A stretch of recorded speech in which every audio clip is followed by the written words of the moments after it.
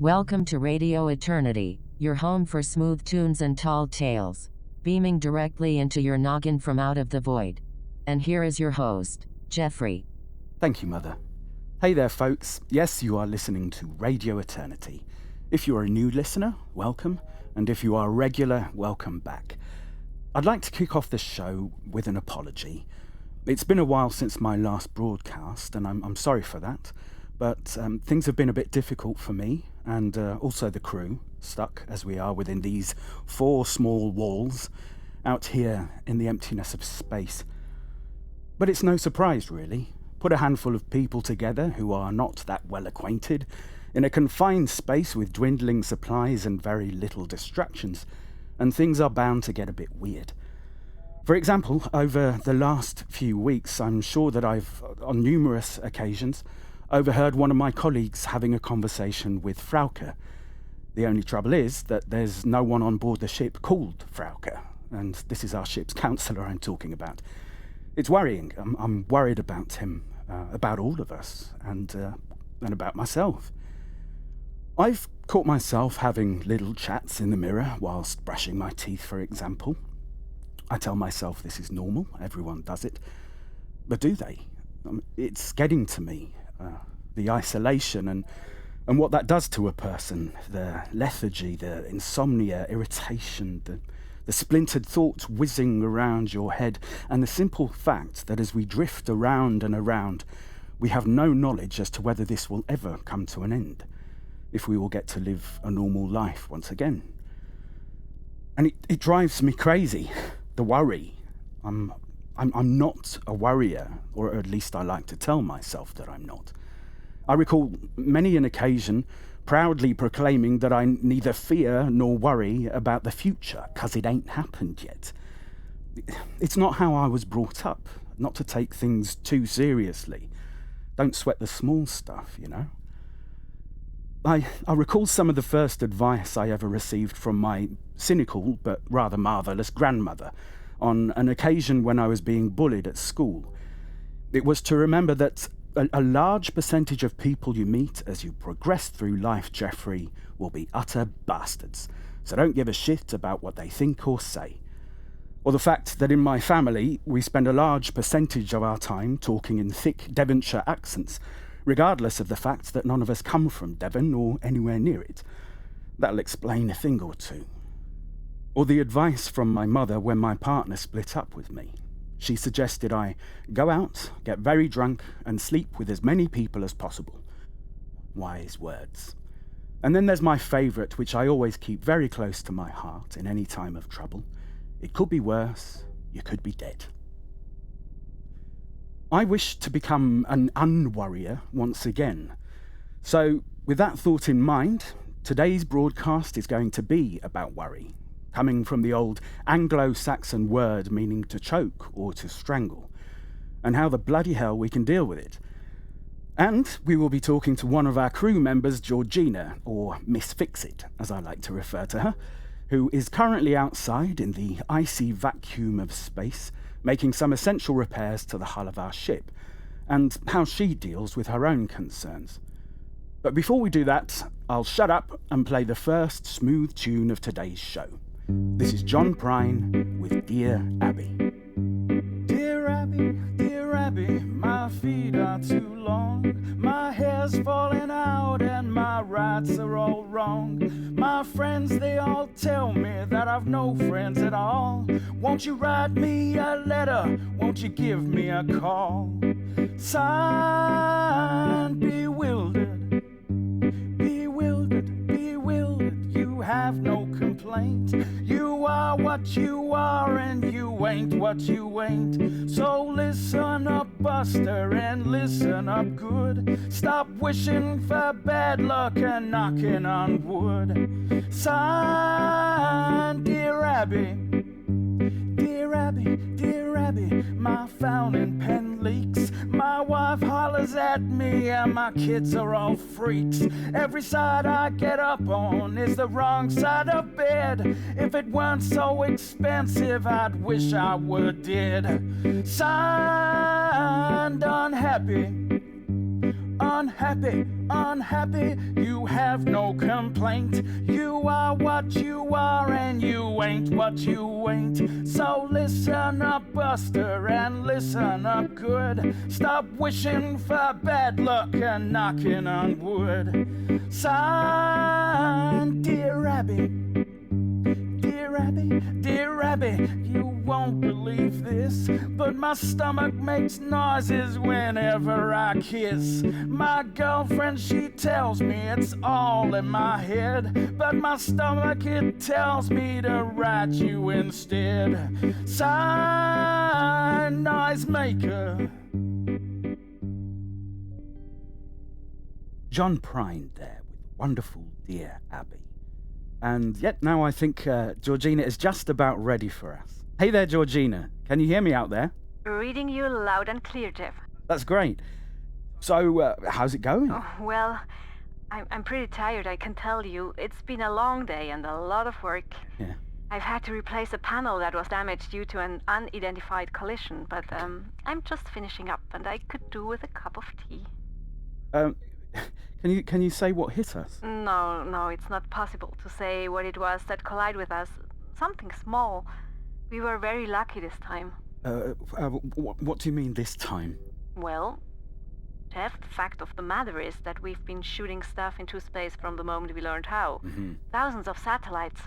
And these collisions in turn produce hundreds more fragments, moving at incredible speeds.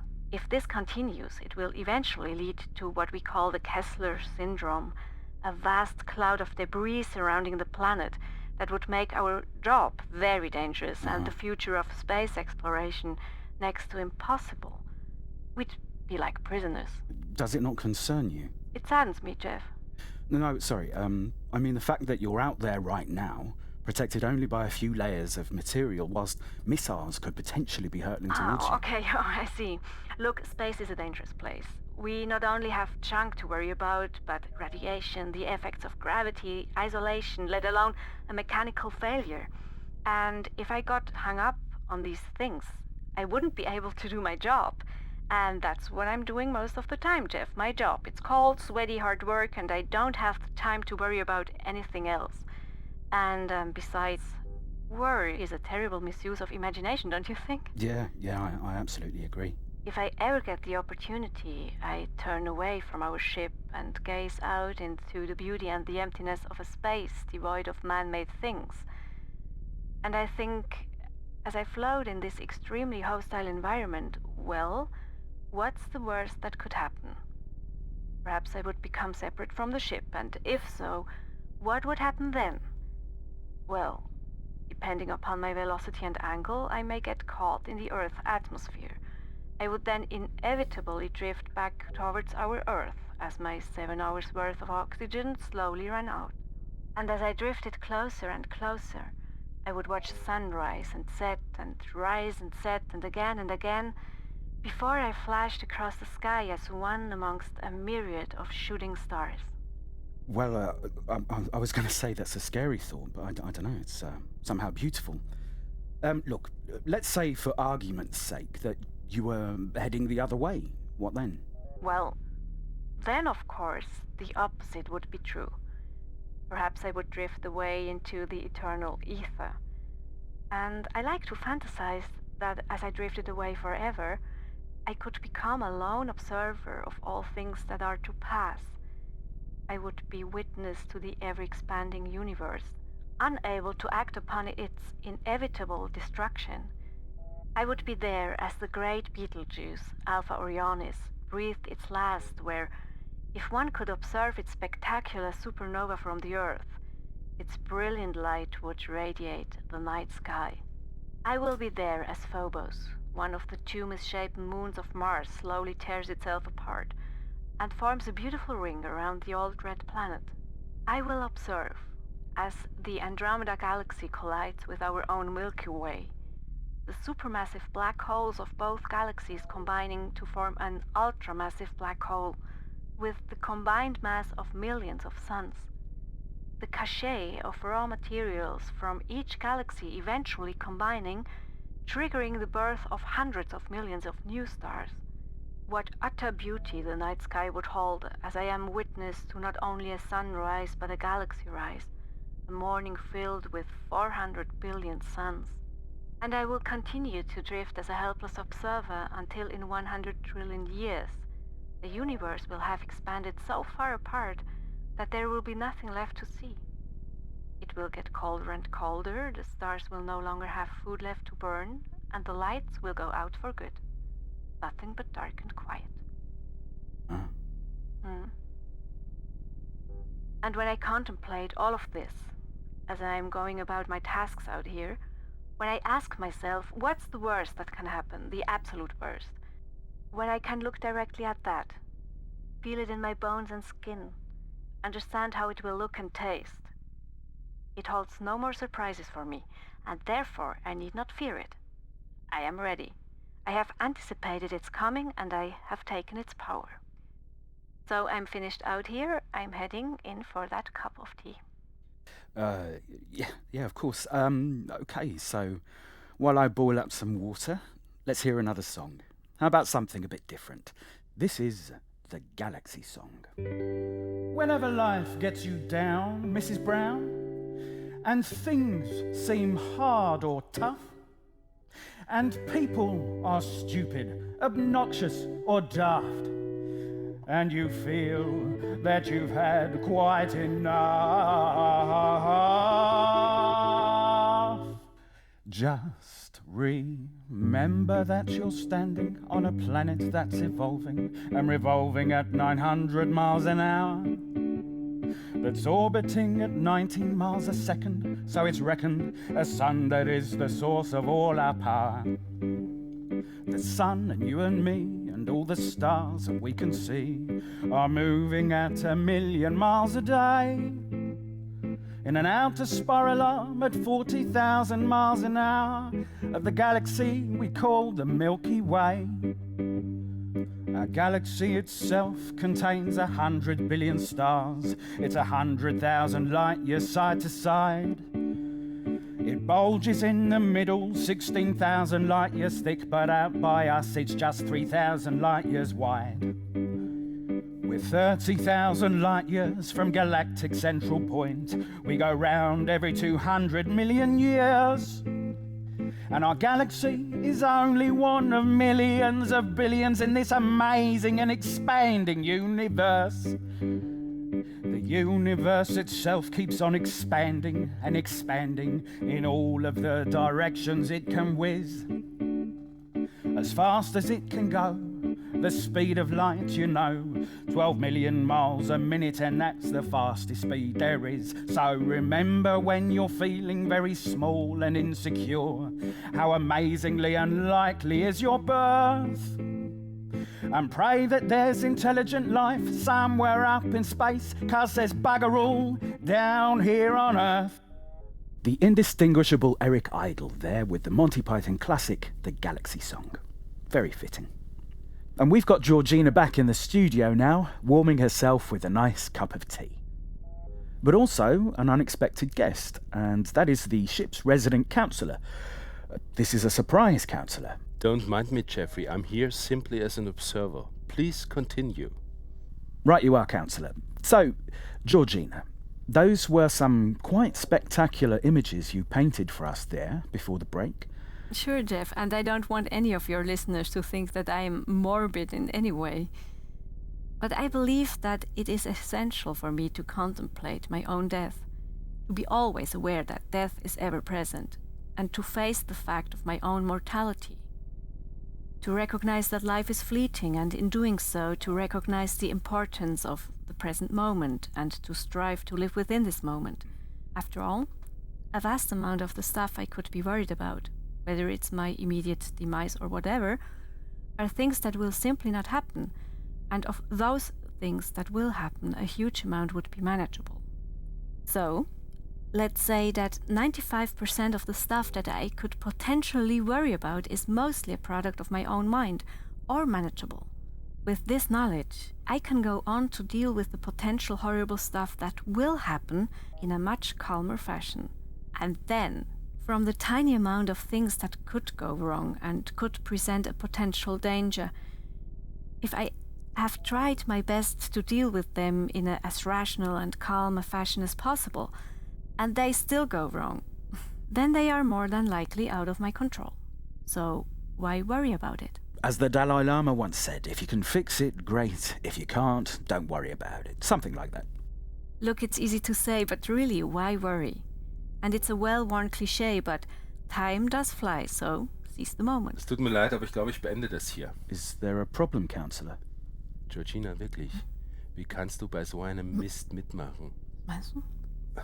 Was ihr hier macht, ist äußerst unprofessionell. Ich werde Wieso? das nicht zulassen. Was? Ich werde das hier jetzt beenden. Nein, aber bitte, Entschuldigung, erstens, bitte vergreif dich jetzt nicht im Ton, ja? Und zweitens, ich sehe absolut nichts Falsches Nichts an der Falsches. Situation. Nee? Jeffrey ist eindeutig bescheuert. Er denkt, er ist ein Was? Radio-DJ.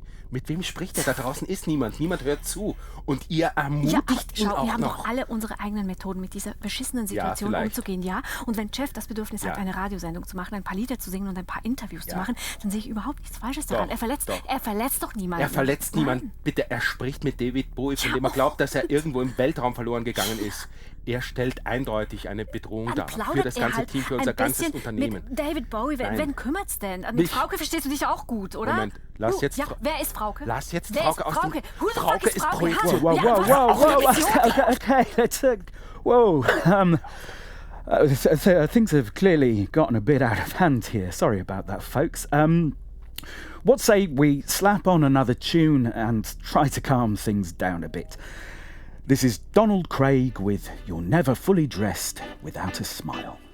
Hey, Hobo Man! Hey, Dapper Dan! You both got your style, but brother, you're never fully dressed without a smile. Your clothes may be Beau Brummely, they stand out a mile, but brother, you're never fully dressed without a smile. Who cares what they're wearing on Main Street or Savile Row? It's what you wear from ear to ear and not from head to toe that matters.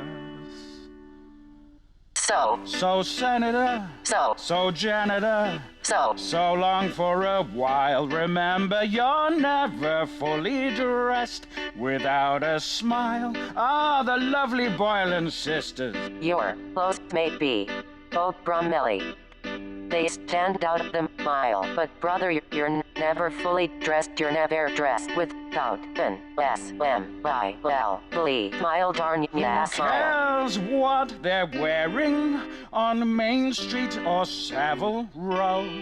It's what you wear from ear to ear and not from head to toe that matters. So Senator, so Janitor, so long for a while. Remember, you're never fully dressed. Though you may wear the best, you're never fully dressed without a... You're never fully dressed. You're never fully dressed. You're never fully dressed without a smile. Donald Craig there with a Broadway classic. Well, folks, things have calmed down a bit. Our ship's counsellor clearly has a few things he wishes to discuss with me. That's correct, Jeffrey. Namely, delusional, disorder, and psychosis. And he's kindly agreed to be the guest on our next show. Correct. I look forward to it, counsellor. But I want to choose the songs. Of course. And I'm not reading any of your scripts. Well, once again, we've come to the end of the broadcast. I'd like to thank Georgina for her time and insight. You're welcome, Jeffrey. We'll be hearing from the counsellor next time, and I'll leave you with this thought. You know not what lies ahead of you, neither can you retreat into the past. All you have is this very moment. And just remember, it could be worse. You could be dead. This is Jeffrey, signing off. This bitter earth, what a fruit it bears. This bitter earth,